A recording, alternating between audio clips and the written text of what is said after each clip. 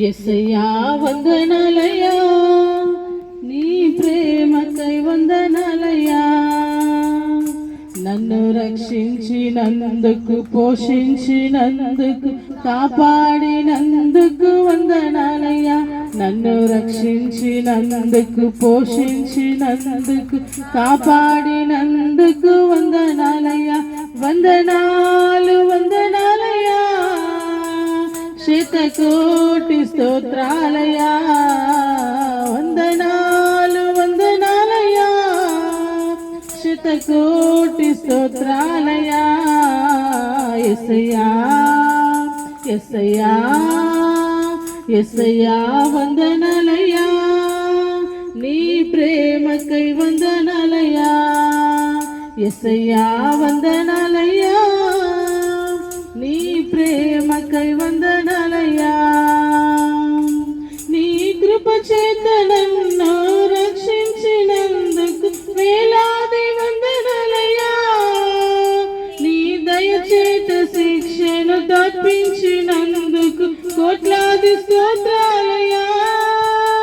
నీ కృప చేత నన్ను రక్షించినందుకు వేలాది వందనాలయ్యా. నీ దయ చేత శిక్షను తప్పించినందుకు కోట్లాది స్తోత్రాలయ్యా. నీ జాలి నాపై కనుపరిచినందుకు వేలాది వందనాలయ్యా. నీ ప్రేమ నాపై కురిపించినందుకు వేలాది వందనాలయ్యా. నీ జాలి నాపై కురిపించినందుకు వేలాది వందనాలయ్యా. నీ ప్రేమ నాపై కురిపించినందుకు శతకోటి స్తోత్రాలయ్యా. వందనాలు వందనాలయ్యా, శతకోటి స్తోత్రాలయ్యా. వందనాలు వందనాలయ్యా, శతకోటి స్తోత్రాలయ్యా. యేసయ్యా యేసయ్యా యేసయ్యా వందనాలయ్యా, నీ ప్రేమకై వందనాలయ్యా. జీవ గ్రంథములో నా పేరుంచినందుకు వేలాది వందనాలయ్యా. పేరుంచినందుకు వేలాది వందనాలయ్యా. పరలోక రాజ్యంలో చోటిచ్చినందుకు కోట్లాది స్తోత్రాలయ్యా.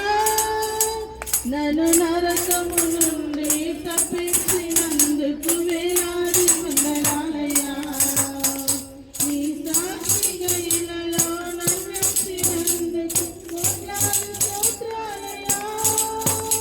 నన్ను నరకము నుండి తప్పించినందుకు వేలాది వందనాలయ్యా. నీ సాక్షిగా ఇలలో నన్నించినందుకు కోట్లాది స్తోత్రాలయ్యా. వందనాలు వందనాలయ్యా, శతకోటి స్తోత్రాలయ్యా. వందనాలు వందనాలయ్యా, శతకోటి స్తోత్రాలయ్యా. యేసయ్యా యేసయ్యా యేసయ్యా వందనాలయ్యా, నీ ప్రేమకై వందనాలయ్యా. యేసయ్యా వందనాలయ్యా, నీ ప్రేమకై వందనాలయ్యా. నన్ను రక్షించినందుకు, పోషించినందుకు, కాపాడినందుకు వందనాలయ్యా. నన్ను రక్షించినందుకు, పోషించినందుకు, కాపాడినందుకు వందనాలయ్యా. వందనాలు వందనాలయ్యా, శతకోటి స్తోత్రాలయ్యా. వందనాలు వందనాలయ్యా, శతకోటి స్తోత్రాలయ్యా. యేసయ్యా యేసయ్యా యేసయ్యా వందనాలయ్యా, నీ ప్రేమకై వందనాలయ్యా. యేసయ్యా వందనాలయ్యా, నీ ప్రేమకై వందనాలయ్యా. హల్లెలూయా. వందనాలయ్యా, నీ ప్రేమకై వందనాలయ్యా. యేసయ్యా వందనాలయ్యా, నీ ప్రేమకై వందనాలయ్యా. నన్ను రక్షించినందుకు, పోషించినందుకు, కాపాడినందుకు వందనాలయ్యా. నన్ను రక్షించినందుకు, పోషించినందుకు, కాపాడినందుకు వందనాలయ్యా. వందనాలు వందనాలయ్యా, శతకోటి స్తోత్రాలయ్యా. వందనాలు వందనాలయ్యా, శతకోటి స్తోత్రాలయ్యా. యేసయ్యా యేసయ్యా యేసయ్యా వందనాలయ్యా, నీ ప్రేమకై వందనాలయ్యా. యేసయ్యా వందనాలయ్యా, నీ ప్రేమకై వందనాలయ్యా. నీ కృప చేత నన్ను రక్షించినందుకు వేలాది వందనాలయ్యా. నీ దయచేత శిక్షను తప్పించినందుకు కోట్లాది స్తోత్రాలయ్యా. నీ కృప చేత నన్ను రక్షించినందుకు వేలాది వందనాలయ్యా. నీ దయచేత శిక్షను తప్పించినందుకు కోట్లాది స్తోత్రాలయ్యా. నీ జాలి నాపై కనుపరిచినందుకు వేలాది వందనాలయ్యా. నీ ప్రేమ నాపై కురిపించినందుకు వేలాది వందనాలయ్యా. నీ జాలి నాపై కురిపించినందుకు వేలాది వందనాలయ్యా. నీ ప్రేమ నాపై కురిపించినందుకు శతకోటి స్తోత్రాలయ్యా.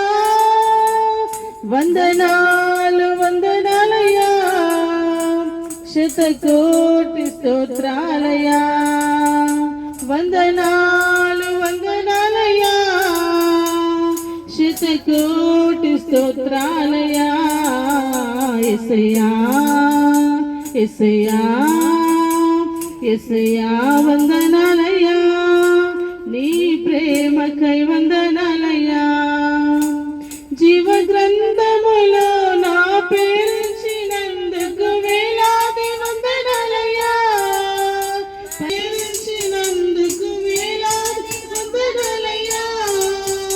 పరలోక రాజ్యంలో చోటిచ్చినందుకు కోట్లాది స్తోత్రాలయ్యా. నన్ను నరకము నుండి తప్పించినందుకు వేలాది వందనాలయ్యా. నీ సాక్షిగా ఇలలో నన్నించినందుకు కోట్లాది స్తోత్రాలయ్యా. నన్ను నరకము నుండి తప్పించినందుకు వేలాది వందనాలయ్యా. నీ సాక్షిగా ఇలలో నన్నించినందుకు కోట్లాది స్తోత్రాలయ్యా.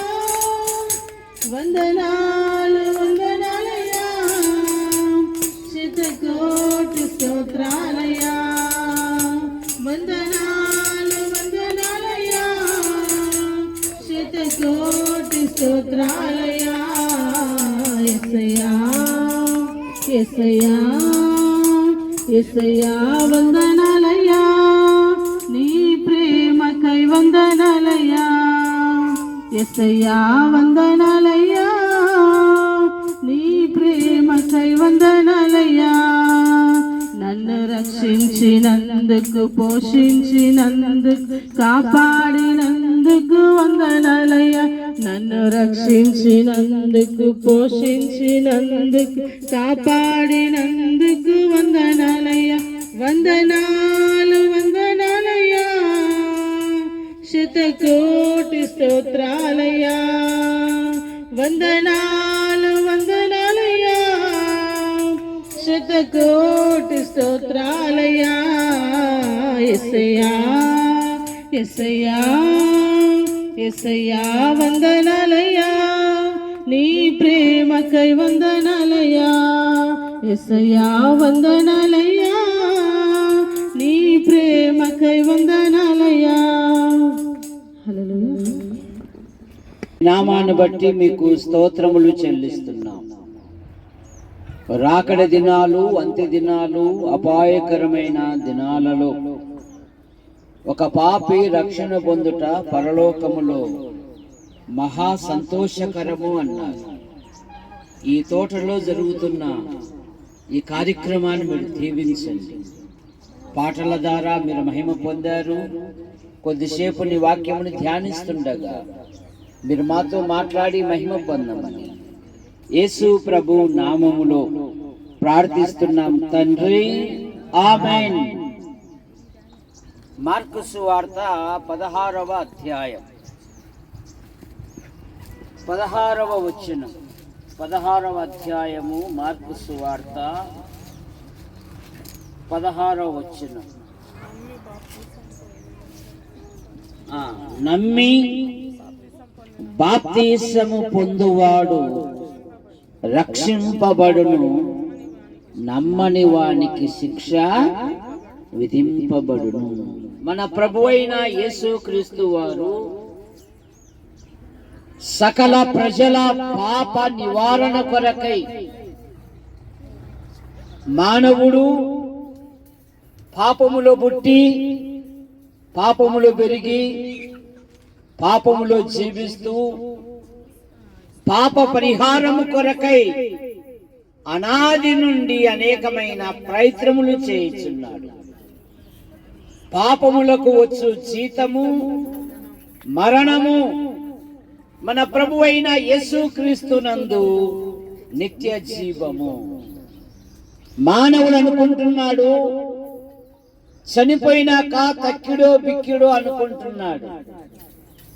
మానవుడు బైబిల్ ఏం సెలవిస్తుందంటే మనుషులు ఒక్కసారే మృతి పొందవలెను, ఆ తర్వాత తీర్పు జరుగును అనే మాట మనం చూస్తాం. మనలో ప్రతి వాడును తన్ను గురించి దేవునికి లెక్క అప్పగించాలి.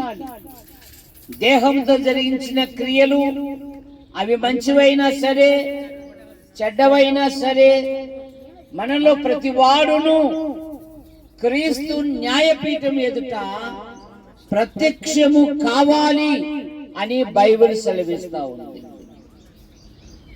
అందుకని మానవుడు పాప నివారణ కొరకై జంతువులను పక్షులను బలిగా అర్పించుచున్నాడు.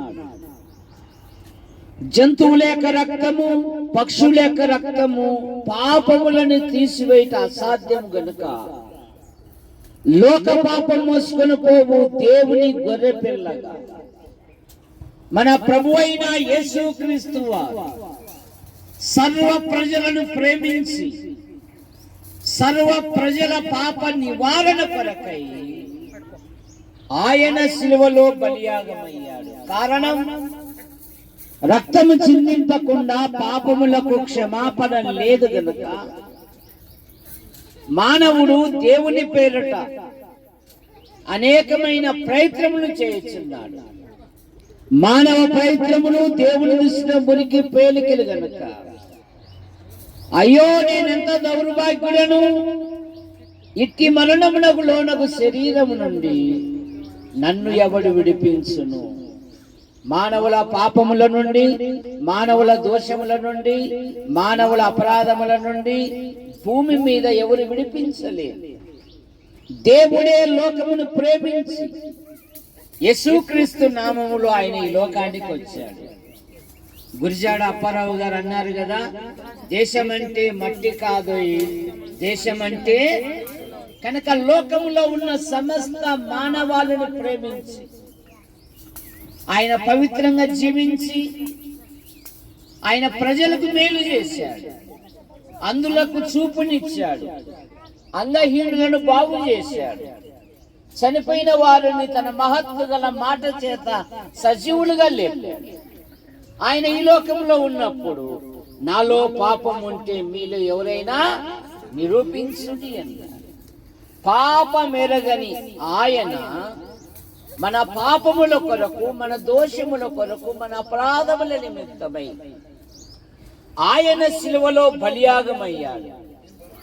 యోహాను సువార్త 5వ అధ్యాయము 24వ వచనములో నా మాట విని నన్ను పంపిన వాని యందు విశ్వాసముంచు ప్రతివాడు నిత్య జీవము గలవాడు. వాడు మరణంలో నుండి తీర్పులోనికి రాక జీవములోనికి దాటి ఉన్నాడు. ఇప్పుడు క్రీస్తు యేసునందున్న వానికి ఏ శిక్ష విధియు లేదు. కనుక ప్రభువైన యేసు క్రీస్తునందు విశ్వాసముంచి బాప్తిసం యొక్క ఉద్దేశం ఏంటంటే 2వ కొరింథీ పత్రిక 5వ అధ్యాయము 17వ వచనములో ఎవడైనను క్రీస్తునందున్న ఎడల పాతవి గతించెను, ఇదిగో సమస్తమును క్రొత్తవాయెను. కనుక బాప్తిజం తీసుకుంటున్న బిడ్డలు ఒక మతాచారంగా కాదు, వాక్యానుసారంగా తీసుకోవాలి. నేను కూడా సిఎస్ఐ చర్చిలోనే జన్మించిన వాడిని. నాకు 5 సంవత్సరాలప్పుడే చిలకరింపు బాప్తిజం ఇచ్చారు. కానీ నేను మార్పు పొందలేదు. మన తాలూకాలోనే దొడ్డి జయరాజ్ అనే అంకులు మా ప్రాంతానికి వచ్చి వాక్యం చెప్పేవారు. అసలు బాప్తిజం ఎందుకు అనే ప్రసంగం చెప్తూ నన్ను లేపాడు. నువ్వు నీ పాపాలు ఒప్పుకో అన్నాడు. ఈ బోధకులు ఫ్యాన్ల కింద తిని డబ్బులు తీసుకుని పోయేటోళ్ళు వీళ్ళకు ముందర నా పాపాలు ఒప్పుకోవాలా, రేపొద్దున నిన్నుకుండాయని ఆయన వాక్యం చెప్పి, బాప్తిజం ఎవరికంటే ప్రభు నమ్మిన పిల్లలకు. ఆ రాత్రి దేవుని వాక్యం నాలో పనిచేసి దేవుని యందు విశ్వాసం ఉంచారు. కనుక బాప్తిజము మతాచారము, కులాచారము దానికోసం కాదు. యేసు ప్రభు నా పాపముల కొరకు, నా దోషముల కొరకు, నా అపరాధముల నిమిత్తము నా రక్షకుడు నా నిమిత్తమై చనిపోయి లేచాడు.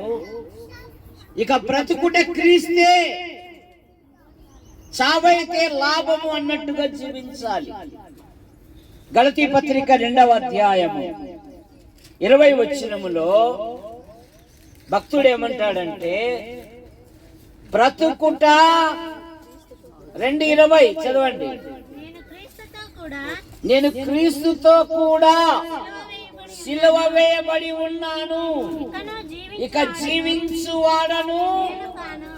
అప్పుడప్పుడు మన రాయలసీమలో గొడవలు వచ్చినప్పుడు కదా ఏం ఉపయోగిస్తారు, నేను ఈయన బైబిల్ తీసి పక్కన పెట్టినానంటే ఈ వీధిలో నన్ను అడుగుపో, ఈ వీధిలో నన్ను అడుగుపో. బైబిల్ పట్టుకున్నాక సరిపోయినా, లేకుంటే గనక తునకలు అవి కనపడకూడదు, పాతవి కనపడకూడదు. బ్రతుకుట క్రీస్తే, చావైతే లాభం అని అంటూ నన్ను ప్రేమించి నా కొరకు తన్ను తాను అప్పగించుకొనిన దేవుని కుమారుని యందలి విశ్వాసము వలన. ఇది బాప్తిజం యొక్క ఉద్దేశం. ఈ తోట యజమానులు ఈ కార్యక్రమం కొరకై ఈ దినాలలో చాలా మంది ఆత్మల పట్ల భారం లేని వాళ్ళగా ఉంటున్నారు. సొంత పనుల మీద ఉన్నంత ప్రాధాన్యత దైవ కార్యాల మీద ఉండడం లేదు. పిలువు పత్రిక అదే కదా, అందరూ సొంత కార్యములనే చూచుకొనుచున్నారు గాని యేసుక్రీస్తు కార్యములను చూడరు. కానీ ఈ ఇంటి వారు మనలందరినీ సమీకరించి ఒకరోజు ముందుగానే ఈ పని అంతా చేసి రండి దేవుని వాక్యంలో సంతోషిస్తాం, దేవుని సన్నిధిలో ఉందాం. ఒక దినము దేవుని సన్నిధిలో గడుపుట 1000 దినముల కంటే శ్రేష్టము. ఎవరు నశించిపోవటం దేవునికి ఎంత మాత్రము ఇష్టం లేదు. ఒక పాపి మారు మనసు పొందితే పరలోకములో గొప్ప పండుగ, గొప్ప సంతోషం. ఈ రోజు ఇక్కడ కూడుకున్నామే, ఈస్టర్ కంటే గొప్ప సంతోషం ఇది. దేనికంటే గుడ్ ఫ్రైడే కంటే ఈస్టర్ కంటే కారణమేమి? నలుగురు ఈ లోకము నుండి ప్రత్యేకించుకొని ప్రభు కొరకు జీవిస్తున్నారు. నినేవే పట్టణస్థులు యోనా ప్రకటన విని ఎన్ని లక్షల మంది రక్షించబడ్డారు? ఎన్ని లక్షల మంది? 4 లక్షల, 3 లక్షల, 6 లక్షల? ఎన్ని లక్షల మంది రక్షించబడ్డారు?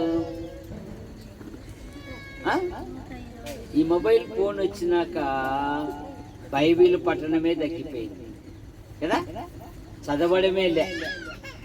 అసలు ఈ ఫోన్ వచ్చినాక కుటుంబాలలో మాటలు కూడా లేవు, తల్లిదండ్రులకు మాటలు లేవు, పిల్లలకు మాటలు లేవు. ఇల్లు ఫాస్ట్ ఫుడ్ సెంటర్ అయిపోయింది. ఎవరు ఆకలి అయితే వారు పెట్టుకొని తినడమే. కానీ చిన్నప్పుడు అట్లా కాదు. ఆ కృష్ణాయల పుట్టి కాలంలో అన్నం అయితేనే అరే మనం ప్రార్థన చేసుకుందాం రా అన్నం అయింది అనేవాళ్ళు మా తల్లిదండ్రులు. ఆ సీసా బుడ్డి కాలంలో. ఇప్పుడు అన్ని వసతులు వచ్చినాయి, అసలైంది లేదు. 1,20,000 మంది యోనా ప్రకటన ద్వారా బాను మనసు పొందారు. 8,000 మంది, 1,20,000 మంది. రాజుతో సైతము ప్రజలందరూ తన దుర్మార్గతను వదిలిపెట్టి బూడిదలో కూర్చున్నారు, దుఃఖముతో ఉన్నారు, ఉపవాసముతో ఉన్నాడు. ఉగ్రుడైన దేవుడు పశ్చాత్తాపడ్డాడు. మరి 40 దినాల ఉపవాస దినాల ద్వారా ఒక 4 రక్షించబడ్డారా? కనుక ఒక ప్రత్యేకత,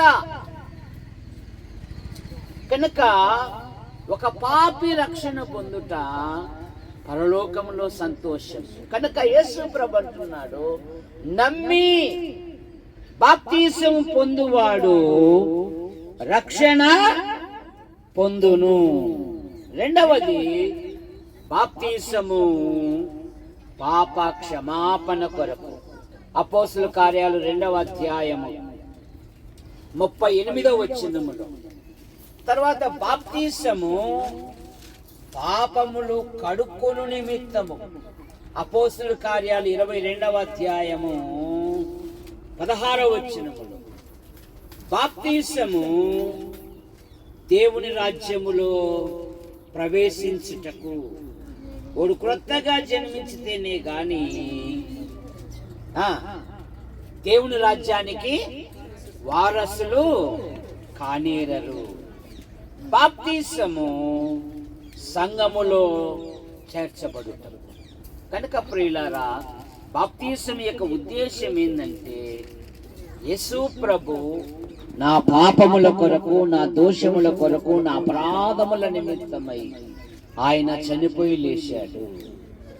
ఇక నేను ప్రభు కొరకు జీవించాలి. పాపాత్మురాలైన స్త్రీ గురించి మనకు బాగా తెలుసు కదా.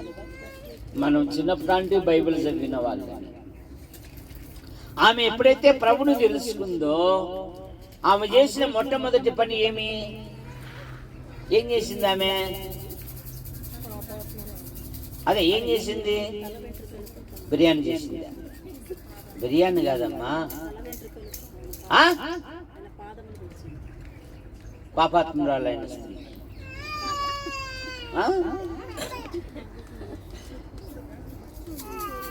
ఆమె విస్తారముగా ప్రేమించిన గనక ఆమె విస్తార పాపములు. ఇక ప్రభునే ప్రేమించాలి, ప్రభు కొరకే నిలబడాలి. సమరయ స్త్రీ ప్రభును తెలుసుకున్నాక ఆమె చేసిన రెండో పని ఏంది? సమరయ స్త్రీ తన పాపపు కుండను వదిలిపెట్టి ఈయన క్రీస్తు కాడా? ఆమె మాటను బట్టి ఆ ఊరిలోని సమరయులు అనేకులు ఆయన యందు విశ్వాసముంచి, ఆయనే అనే ఒక బలహీనుడు బాగుపడితే అతన్ని చూసి 2 పట్టణ ప్రజలు దేవుని వైపు తిరిగారంట. 2 పట్టణ ప్రజలే. అపోస్తుల కార్యాలు 9వ అధ్యాయం 35వ వచనం.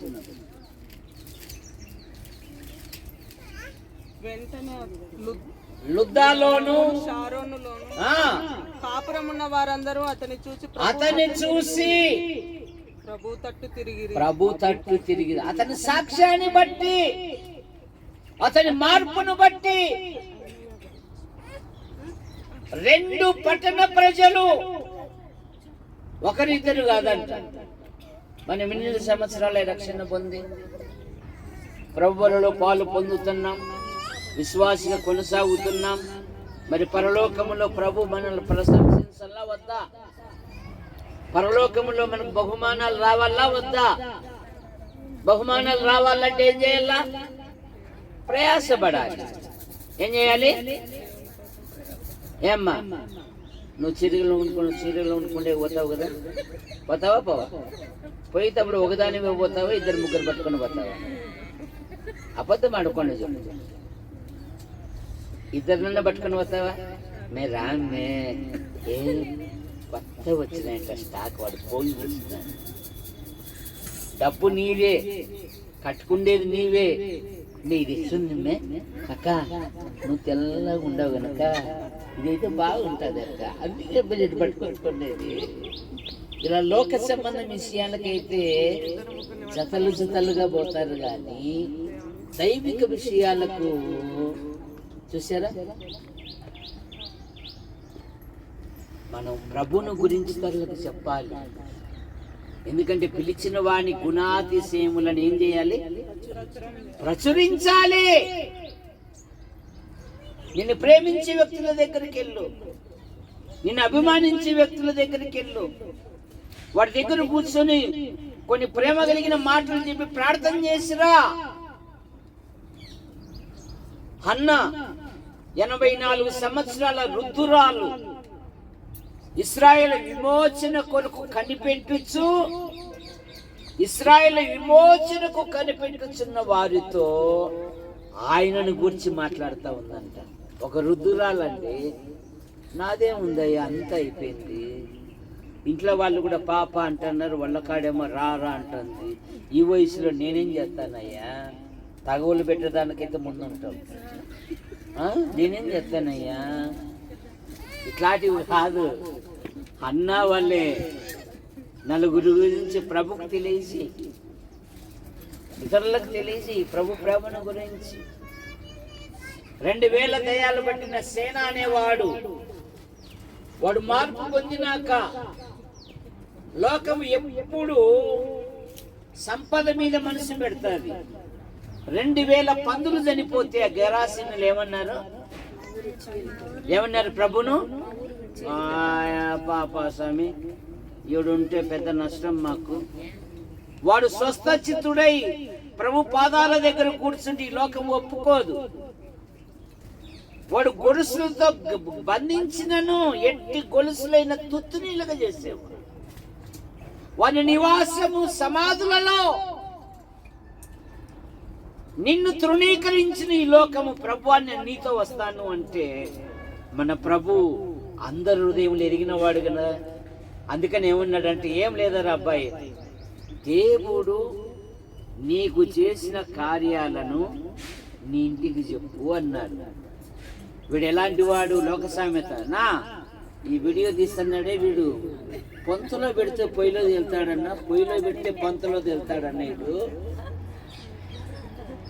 ఈ గెరాసేనుల దేశం బాగుపడినవాడు ఇంటి వారికి చెప్పురా అంటే ఎన్ని పట్టణాలకు చెప్పినాడు? తెకపోలి అంటే 10 పట్టణముల సముదాయము. అమెరికా సంయుక్త రాష్ట్రములు, జంట నగరాలు, హైదరాబాద్ ఏమంటారు, సికింద్రాబాద్. కనుక దెకపోలి అంటే 10 పట్టణముల సముదాయం. వాడు 10 పట్టణాలకు ప్రకటించాడంట. మరి మనము ఈ కోవలు ఎక్కడున్నాం? మాకంతా పోయి ఆడుంది లేనా? నువ్వంటే ఆడ ఈడే తినే బాగా గుండ్రాయి మాదిరి ఉన్నావు. నువ్వు చేసండు, మాకంత ఓపిక ఆడుంది. చూసారా, ఆడీడ బాగు తిని గుండ్రాయి మాదిరి ఉన్నాడు. పరలోకములో మనకు బహుమతులు రావాలంటే పరలోకంలో ప్రభు మనం ప్రశంసించాలంటే మన ఉపాధి కొరకు సంపాదించుకోవడానికి సామర్థ్యం ఇచ్చాడు, నలుగురికి చేయి చాపడానికి సామర్థ్యం ఇచ్చాడు. అయితే ఈ నలుగురు ఇవ్వడములో దేవునికి ఏ విధంగా ఖర్చు పెడుతుంది అది గుర్తుపెట్టుకో.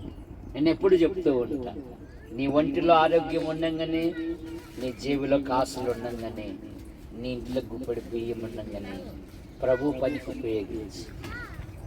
మేము చిన్నప్పుడు మా అమ్మ 3 పూటలు అన్నం వండినప్పుడు ఒక పిడికెడు బియ్యం పక్కన పెట్టేది. అమ్మ ఎందుకమ్మా అని అడిగేవారు.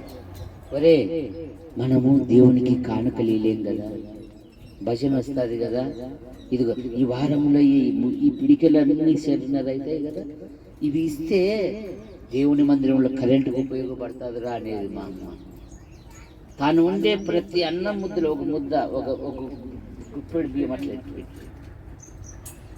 కనుక దేవుడికి ఉపయోగపడతాం. మరణం సహజం, ఎప్పుడైనా రావచ్చు. కానీ రాకమునిపే మంచి పోరాటము పోరాడి తిని, నా పరుగు తుదముట్టించి తిని. ఏం సంపాదించుకున్నాడంట పౌలు ఏం సంపాదించుకున్నాడంట? ఏం సంపాదించుకున్నాడు? నేనేం సంపాదించుకోలేదు, ఉండేదంతా పోగొట్టుకున్నాను, పెంటగా చేసుకున్నాను, విశ్వాసాన్ని కాపాడుకున్నానబ్బా అంటాడు. ఏమంటాడు ఆయన? నేను విశ్వాసాన్ని. కానీ ఈ దినాలలో విశ్వాసంలో నుండి అనేకులు ఏమైపోతున్నారు? తొలగిపోతున్నారు. 1 తిమోతి పత్రిక 6:10 చదవాల్సిన పని లేదు. కనుక రక్షించబడిన పిల్లలు ప్రభు కొరకు నిలబడాలి. తర్వాత మరో ప్రసంగంలో కలుసుకుందాం. ఇప్పుడు అయ్యగారు మాట్లాడుతున్నారు. వీడియో ఆఫ్ చేయి.